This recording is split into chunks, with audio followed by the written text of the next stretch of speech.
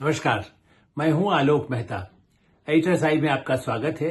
हमारा अनुरोध है कि आप एडिटर्स आई देखें, लाइक करें, सब्सक्राइब करें, मित्रों को और ग्रुप्स को फॉरवर्ड करके उनसे भी आग्रह करें कि वे भी सब्सक्राइब करें ताकि अधिकाधिक दर्शकों तक हमारी बात पहुंच सके। ट्रंप मोदी का ऐतिहासिक मुलाकात से कितने अपराधी आतंकवाद को बढ़ाने वाले भारत वापस लाए जा सकेंगे? कैसे जो गैंगस्टर, बड़े बड़े अपराधी गिरोह जिसको कहते हैं अनमोल बिश्नोई, याद है आपको लॉरेंस बिश्नोई जो जेल में है, लेकिन वहां से बैठे हुए हत्या के कई ऐसे उस पर आरोप रहे हैं जो अमेरिका में बैठा हुआ है। और इसी तरह से जो बड़े हत्या करने के लिए आतंकवाद को भी, जिसको आप कह सकते हैं गोल्डी बरार, पंजाब में याद होगा आपको किसकी, इसने सिद्धू मूसेवाला की हत्या की थी, किसने, सिंगर की, मतलब बड़े मशहूर गायक की हत्या करने वाला भी बैठा हुआ है। अमेरिका बड़ा शरण देता है। देखिए, दोस्ती यारी अपनी जगह है, मित्रता सौदे। हम इसीलिए उस पर जोर दे रहे हैं कि भारत के विरोधी या भारत में बड़े बड़े अपराध करके जाकर के अमेरिका में छुप जाने वाले, बैठ जाने वाले, कभी शरण लेने वाले या पैसा लगा करके ब्रिटेन अमेरिका में जो घुस जाते हैं, उन लोगों को, ऐसी 12 लोगों की लिस्ट भारत सरकार ने दी है। तो क्यों? प्रधानमंत्री नरेंद्र मोदी ने जाकर के सबसे पहले, देखिए शाम हो चुकी थी जब वहां पहुंचे, पहला अपॉइंटमेंट किससे था, इसलिए हमने इसको महत्व दिया है। और चीजों पर तो आगे दिनों में हम चर्चा करेंगे ही, लेकिन तुलसी गेबार्ड नेशनल इंटेलिजेंस की चीफ हैं वो, और उनको सीनेट ने भी, संसद ने, अमेरिकी संसद में वहां पास करना होता है कि हाँ ये इसके लिए योग्य है। 2 महीने तक विचार विमर्श के बाद उनकी नियुक्ति पक्की हो गई। कभी वो डेमोक्रेट भी रही थी, डोनाल्ड ट्रंप के साथ अब आ गई, और इसलिए उनको बहुत ही महत्वपूर्ण नेशनल इंटेलिजेंस, वेरी क्रूशल बने, जो भारत के लिए भी महत्वपूर्ण, अमेरिका के लिए तो है ही। देखिए वहां FBI भी है, CIA तो है जिसकी गतिविधियां ज्यादा नहीं कोई डिक्लेयर वो करते। CIA क्या कर रहा है विदेश में जो ऑपरेशंस होते हैं, अपने आप में FBI तो है ही, लेकिन नेशनल इंटेलिजेंस का तो मतलब कि बहुत अंदर सारी कहां क्या क्या हो रहा है इसकी गोपनीय सूचनाएं, ड्रग्स को कंट्रोल करना, खास करके अमेरिका में समस्या है या बाहर भी आतंकवाद से जुड़े हुए लोग हैं, नेशनल इंटेलिजेंस का काम वो है। उसके उनके साथ, और वो भारत की एक तरह से मूल की ही मानी जाती हैं। उनका मैंने बाकायदा हिंदू धर्म, मैंने इसलिए आप कह सकते हैं कि वो उस नेताओं में से हैं, नेशनल इंटेलिजेंस की चीफ अमेरिका की, जो हिंदू धर्म को उनका परिवार भी स्वीकार कर चुका है। और इस दृष्टि से भारत के हितों की उनकी बड़ी भूमिका थी। जब पहले भी भारत ट्रंप आए थे और बाकायदा अहमदाबाद गुजरात ले जाया गया था, तब से वो उनके सहायक के रूप में भी उनका एक संबंध रहा है। और इस दृष्टि से ये माने कि प्रधानमंत्री नरेंद्र मोदी केवल औपचारिकता के लिए कहा तो इसकी डिटेल्स ज्यादा नहीं आपको पता चलेगी, लेकिन हम जानते हैं कि भारत सरकार उसकी पहले पृष्ठभूमि तैयार करके, अधिकारी के लेवल पर तो जो होता है, लेकिन इसके अलावा जो वहां खालिस्तानी गतिविधि चल रही है, जो भारत विरोधी आतंकवादी पन्नू जो बैठा हुआ खुलेआम ऐलान करता रहता है, हम ये कर देंगे वो कर देंगे, कोई कनाडा में जाकर के, जो ये बरार, गोल्डी बरार तो पहले कनाडा ही गया था। तो नेशनल इंटेलिजेंस उन चीजों को करता है, पड़ोस में कनाडा है। देखिए अमेरिका के राष्ट्रपति ने बनते ही जिस तरह से कनाडा को धमकी दी है, तुम या तो मिल जाओ अमेरिका में, यहां तक कह दिया, और नहीं तो इतने टैक्स झेलेंगे। अभी उस पर कार्रवाई उतनी नहीं हुई है, लेकिन कनाडा का आपने देखा होगा, कनाडा आजकल ठंडा हो गया। भारत विरोधी हंगामा भी उसने बल्कि कहने लगा है कि नहीं हमसे गलती हुई, ऐसा कुछ प्रमाण नहीं मिला है। भारत विरोधी प्रचार भी कनाडा का बहुत रहा। खालिस्तानी भी जाते हैं, कभी कनाडा चले जाते हैं, कभी अमेरिका में छुप जाते हैं। उन सबको, ऐसे 12 अपराधियों को जो आतंकवाद को, चाहे पंजाब हो, कश्मीर हो, और खालिस्तान के नाम पर जो कहते हैं हम अलग देश बनाना चाहते हैं, हम अलग बनाना चाहते हैं, और जाकर के वहां पैसा जो भारत विरोधी ताकते हैं, वो पता नहीं पाकिस्तान से लेते हैं या वहां पर भी अमेरिका में भी कुछ ऐसे तत्व हो सकते हैं, चाइनीज हो सकते हैं, उन सब से जो लेते हैं, ऐसे 12 कुख्यात अपराधी आतंकवादियों को क्या अमेरिका कितनी जल्दी देगा? पहला चरण यही है। आपने ध्यान दिया होगा, पिछले दिनों में रूस में जो कैद में थे ऐसे अमेरिका के, वो भी अमेरिका ने उनको वापस लिया है। और अमेरिका में जो रूस के लोग ऐसे बंदी थे तो वो तो जेलों में बंद। ये जेलों में बंद नहीं, क्योंकि खुलेआम भी घूम रहे हैं, ऐसे अपराधी वहां बैठे हैं। मुंबई बम कांड के एक राणा, उससे जो जुड़े हुए, उसको तो लाने के लिए भारत तब से कह ही रहा है। उसमें तो सुप्रीम कोर्ट भी उनके लिए कह चुका है कि हाँ उनको किया जाए, लेकिन वह भी तकनीकी कारण जैसा वैधानिक हमारे यहां भी है, बड़ा से बड़ा अपराधी, उसके लिए भी कहीं ना कहीं कानून की शरण लेने का जो रहता है।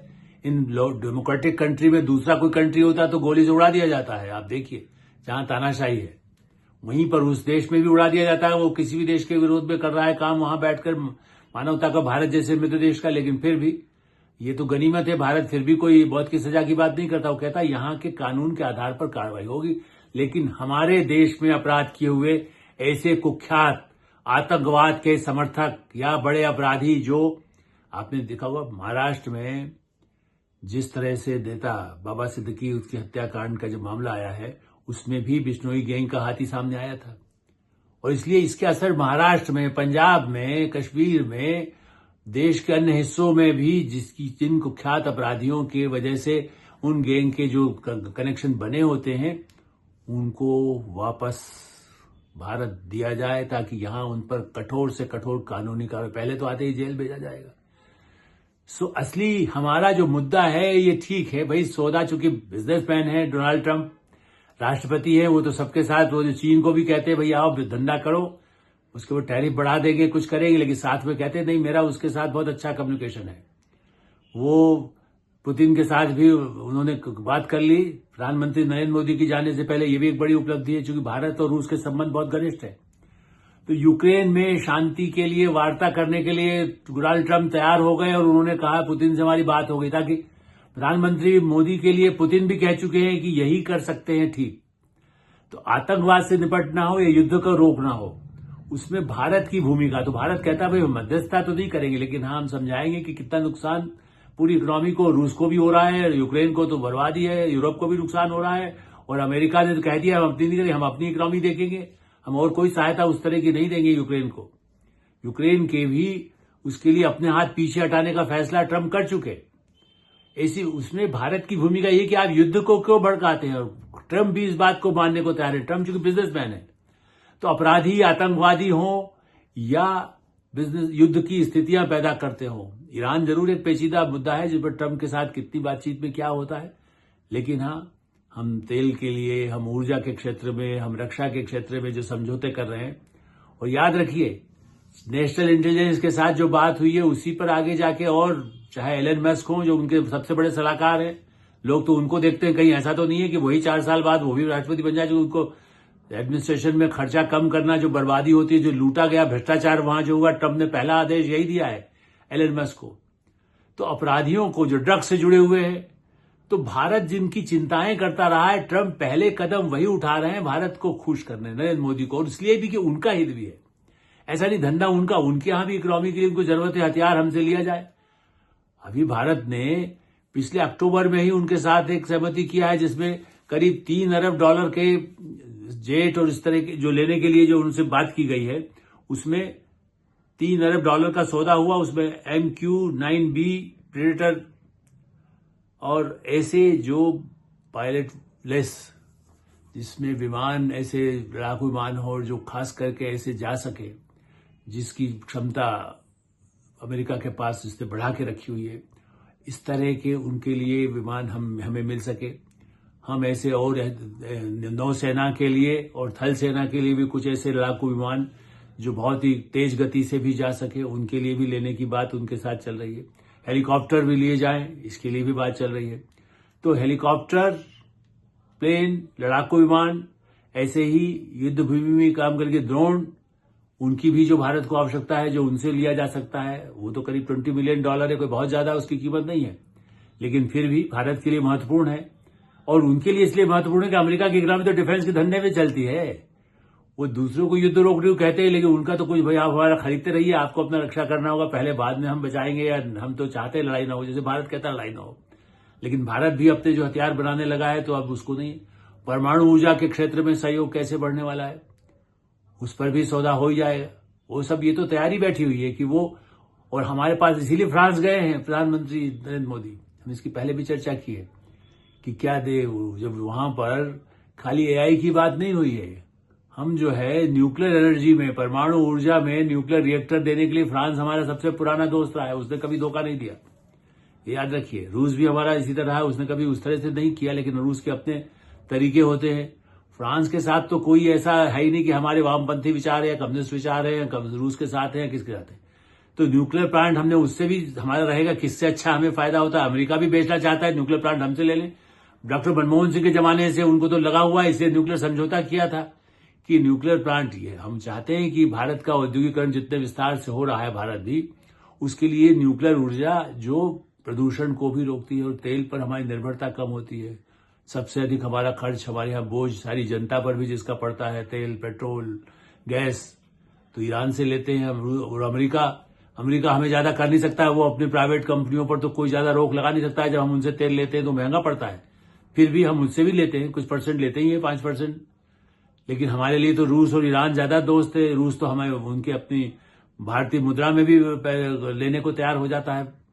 इस दृष्टि से कई ऐसे क्षेत्र हैं जो हमारी रक्षा के लिए, आर्थिक संबंधों के लिए, और वीसा की बात तो हमने कही कि भाई भारतीयों को जो अवैध हैं, जो घुस गए हैं बगैर किसी वीसा के, बगैर किसी के, भारत सरकार को भी बताए बिना जो भागे हुए अवैध हैं, उनको भारत भेज दीजिए। पहले ये खेप आ चुकी है और दूसरी खेप भी आ जाएगी, और उसपे जो ऐसे लोग हैं उनको चिन्हित करके, लेकिन बाकी जो लोग हैं जो अपराधी नहीं हैं, लेकिन जिनके वीसा की कोई समस्याएं हैं, जो अपने, उनको लगता है कि हमारे यहाँ के रोजगार को खा रहे, लेकिन उससे उनका विकास तो हो रहा है, तो अब उस मामले में उनकी आवाज थोड़ी शांत हो गई है, एलन मस्क और ट्रंप की भी।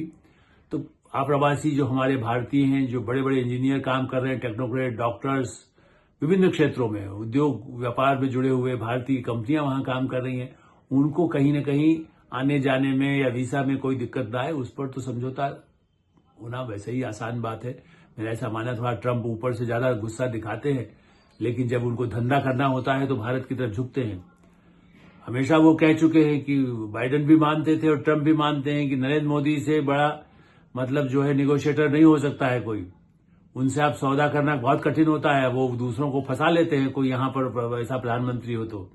लेकिन नरेंद्र मोदी उस तरह के प्रधानमंत्री नहीं है। वो अपनी शर्तों पर, भारत अपनी शर्तों पर बात करता है, भारत अपनी शर्तों पर कहता है। इन्वेस्टमेंट भी कहा गया है कि आप यूरोप के साथ यदि सौदा करते हैं जिसमें कि बड़ा इन्वेस्टमेंट करेंगे ताकि आपसे निर्यात आर्थिक संबंध बढ़े, तो हमें भी 100 बिलियन, 100 बिलियन, 100 अरब डॉलर आप भारत में लगाने के लिए आप भी सहमत होइए, जो आपने यूरोप के साथ आपने जिस तरह के समझौते किए हैं।